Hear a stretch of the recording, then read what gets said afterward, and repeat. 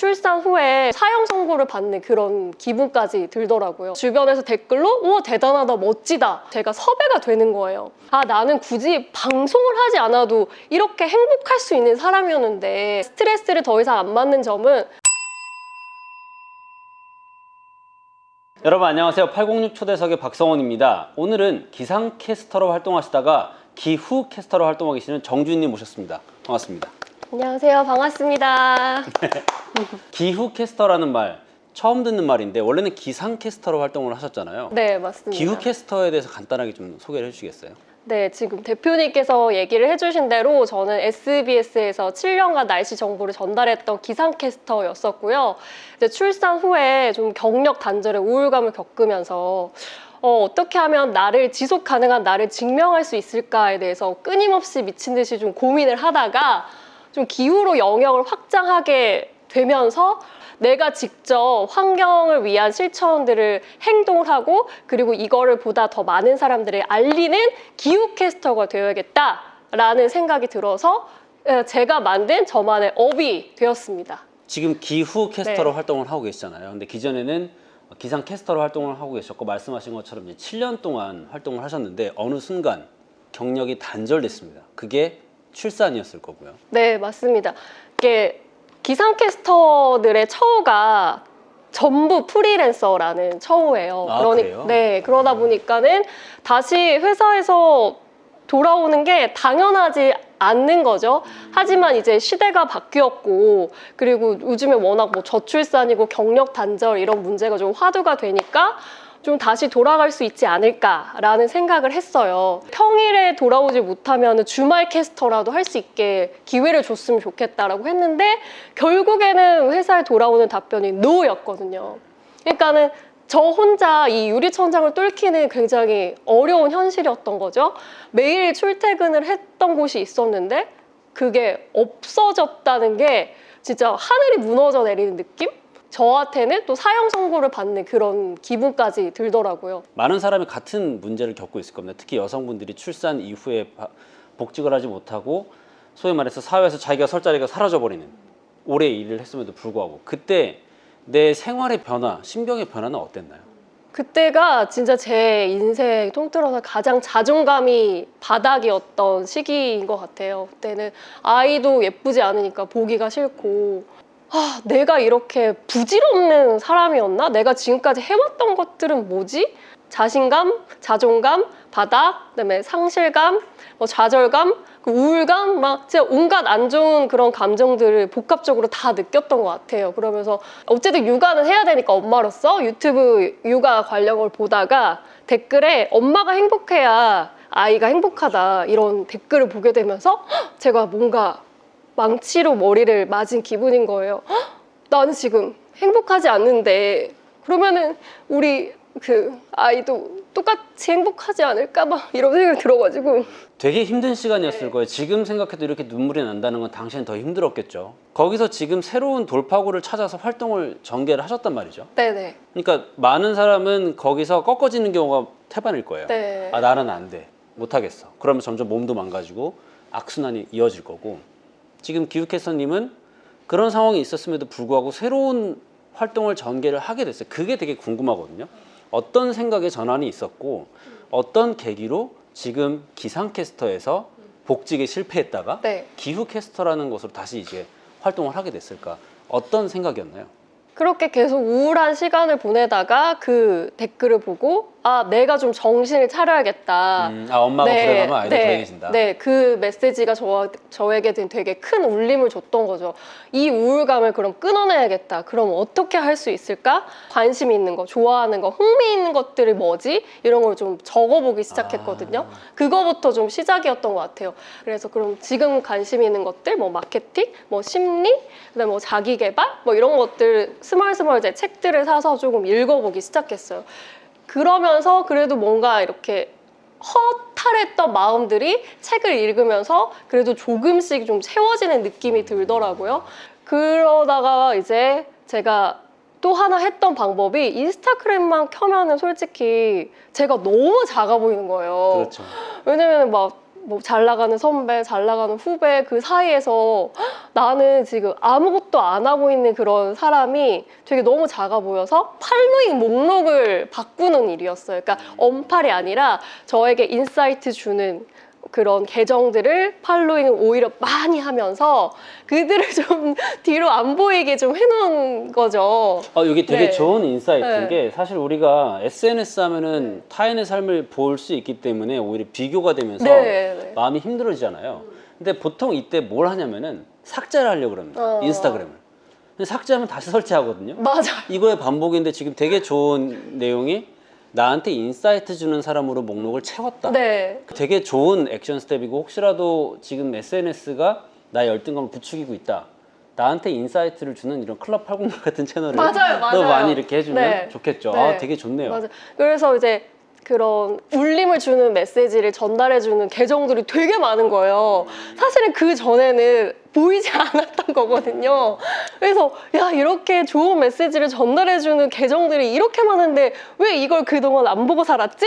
이런 생각이 들면서 이제 뭐 그때 그 당시에 이제 김미영 강사님, 뭐 신사임도 뭐 주원규 PD님도 있고 뭐 드로우 앤드류도 있고 뭐 자청님도 있고 또 박성훈 대표님도 있고 막 이렇게 스멀스멀 팔로잉하면서 저에게 도움을 주는 계정물로 채우고 나니까 마음이 한결 났더라고요. 그때 그리고 제가 발견했던 게 김미경 강사님이 이제 그 MKYU 그 온라인 클래스 이제 사업을 하시잖아요. 거기에 이제 미래 유망 직종으로 기후변화 전문가, 그린플루언서라는 직업이 이제 뜰 것이다. 이 자격증 과정을 개설을 하고 이제 자격 시험을 치르면 합격한 사람에 한해서 자격증도 발부해주는 이런 커리큘럼을 만들었다라고 올렸어요. MKY에서 만든 건가요? 네. 그래서 이걸 보고 기후변화? 안 그래도 저는 이제 기상캐스터를 했었기 때문에 기후변화는 제가 원래 몸소 좀 느끼고 있던 부분이었어서 이게 뭐지? 하고 찾아봤더니 환경보호 행동도 알리고 그리고 이제 사람들한테 이렇게 강의도 나가고 이런 활동들을 하는 거예요. 그래서 이거 되게 괜찮을 것 같다 해서 그 강의를 99,000원 당시 99,000원 내고 들었어요. 근데 1강을 듣자마자 제가 온몸에 막 소름이 쫙 돋는 거예요. 왜요? 우리 모두는 지구를 공유하고 있고 우리 모두에게 책임이 있는데 우리는 그동안 왜 아무런 행동을 하지 않았을까? 그 말에 왜냐면은 제가 기상캐스터로서 부끄럽더라고요. 나는 지금까지 기후에 대해서 이야기를 해왔는데 한 번도 그런 생각을 해본 적이 없었다. 와, 나는 왜 지구를 공유한다는 생각을 단 한 번도 해보지 않았을까? 물론 직업적으로 더 부끄러움이 있었겠죠. 제가 수많은 기상 정보를 전달했을 때 물론 이렇게 평이한 날씨도 전달했지만 그렇지 않을 때도 분명 있었거든요. 태풍, 폭설, 폭염, 한파 이런 기상 재해들을 전달했을 때 이 본질은 기후 위기에서 오는 것들이었는데 나는 왜 한 번도 날씨 정보를 전달하면서 내가 영역을 확장해서 이걸 공부해 볼 생각을 해보지 않았을까?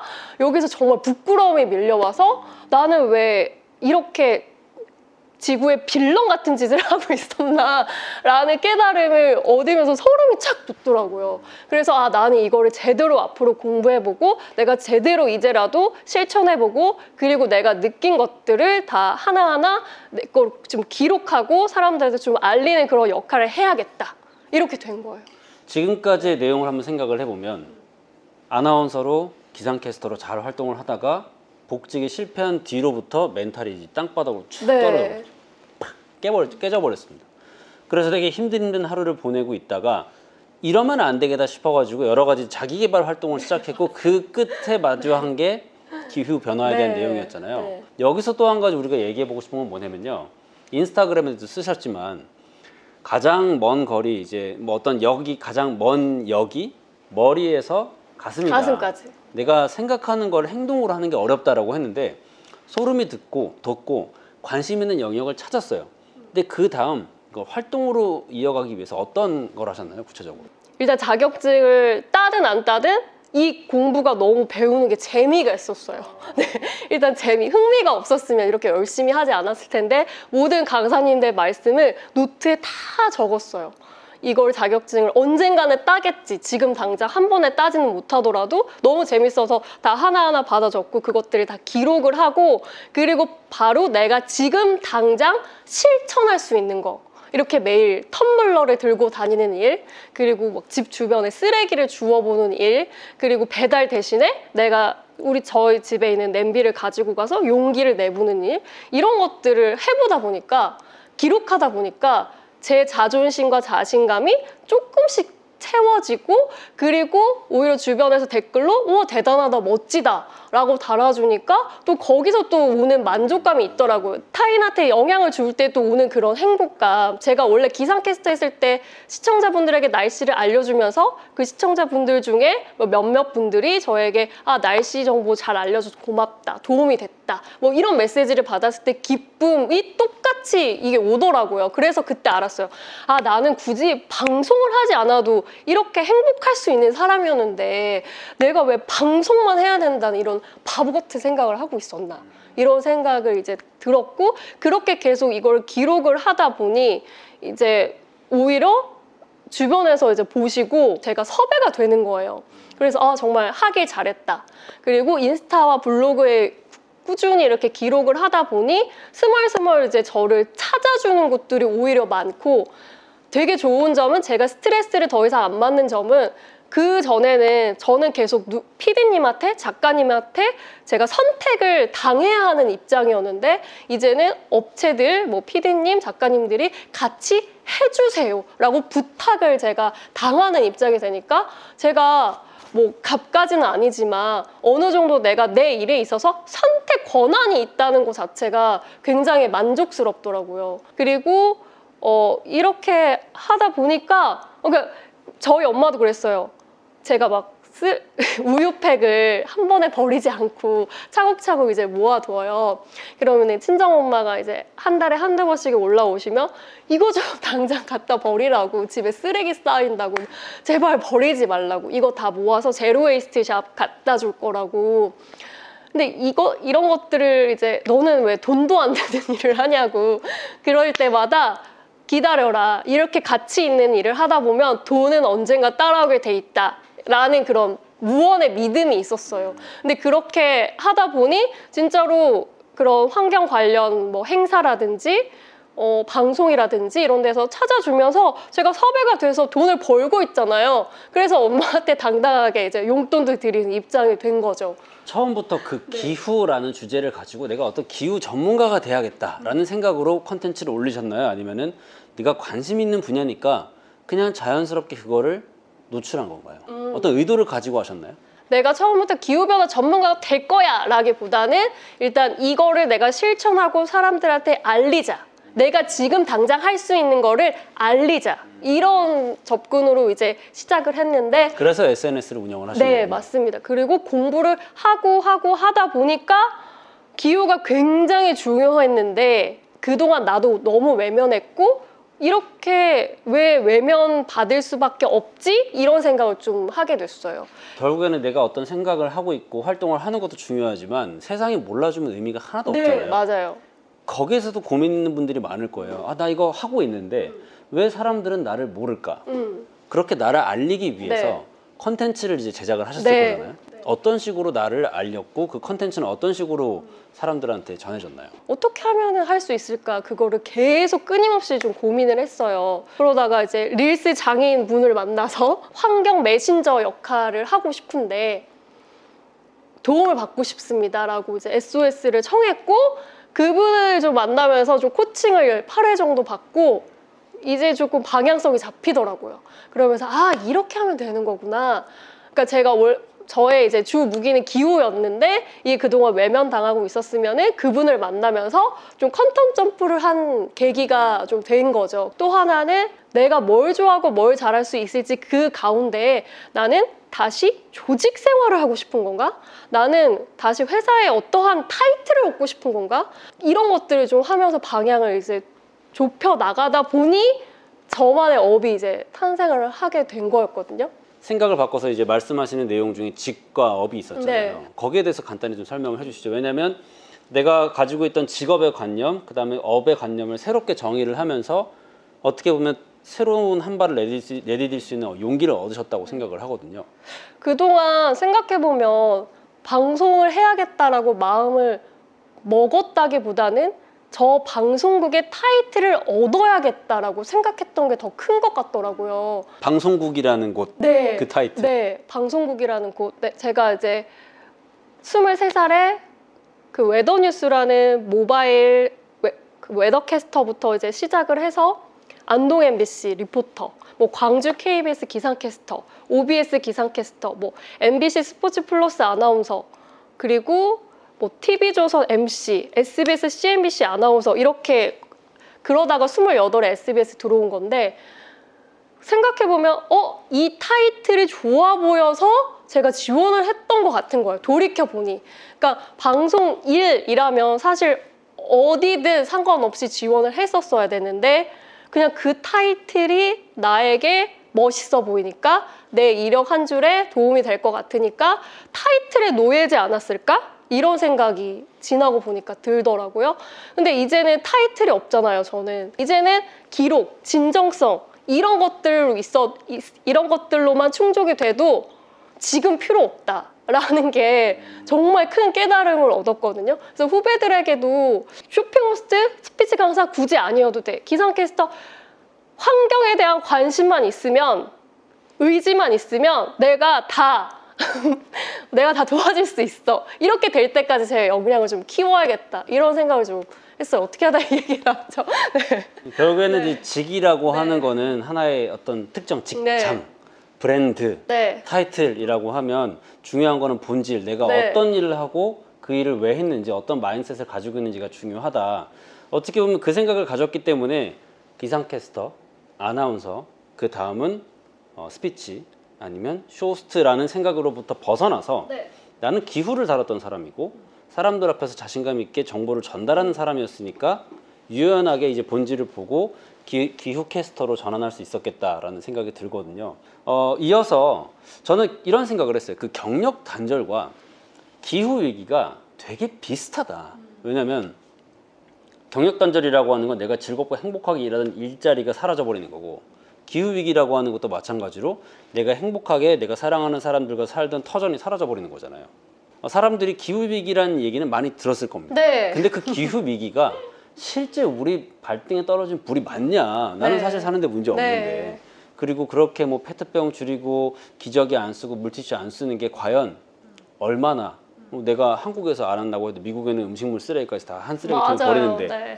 얼마나 의미가 있냐. 실제 그 활동에서 일하는 사람으로서 사람들한테 기후 위기에 대해서 어떤 식으로 메시지를 전달하고 싶으신가요? 사실은 우리는 쓰레기를 어딘가에 버리면 누군가 치워주기 때문에 깨끗하잖아요. 환경미화원분들이 치워주고, 그냥 집에서 같이 살면 엄마가 치워주고. 근데 그 치워주고 나서 그 쓰레기가 어디론가 갈 거 아니에요. 그 어디론가 갈 거라는 걸 이제는 생각을 해야 된다는 거죠. 왜 우리는 본질적으로 이런 생각을 해보지 않았다는 것 자체가 저는 잘못된 게 아닐까? 그 종착지가 어딘지 조금이라도 생각을 해보고 조금이라도 그래서 줄여보자는 거예요. 그 종착지는 땅 아니면 불로 태워지거나 바다로 가는 세 개 중에 하나인데 그 세 개 중에 하나가 다 좋지 않거든요. 땅으로 가면 땅이 오염되고 그 소각이 되면 또 대기가 오염되고 또 바다로 가면 또 바다에서 또 미세 플라스틱으로 번지는 이런 문제. 그러면은 또 거기에서 작은 물고기는 미세 플라스틱을 먹고 또 큰 물고기는 또 저희 인간이 먹죠. 그러니까 내가 버린 거가 결국에는 돌아오는, 땅에 버린다고 안 돌아오나? 아니 그 땅에서 또 곡물이 자라고 식물이 자라고 이렇게 되기 때문에 오염된 땅에서 나오는 식물을 또 우리가 그럼 먹게 되는 거고, 불에 태워지면 또 우리가 그 대기 오염된 공기를 마시게 되는, 그러니까 결국엔 내가 버린 거를 내가 이렇게 다 돌아오게 되는 건데 이거를 이제는 생각을 해봐야 된다라는 메시지를 저는 얘기를 꼭 하거든요. 그리고 이제 더 환경에 관심을 갖게 된 계기가 2020년에 우리 코로나가 이제 시작이 됐잖아요.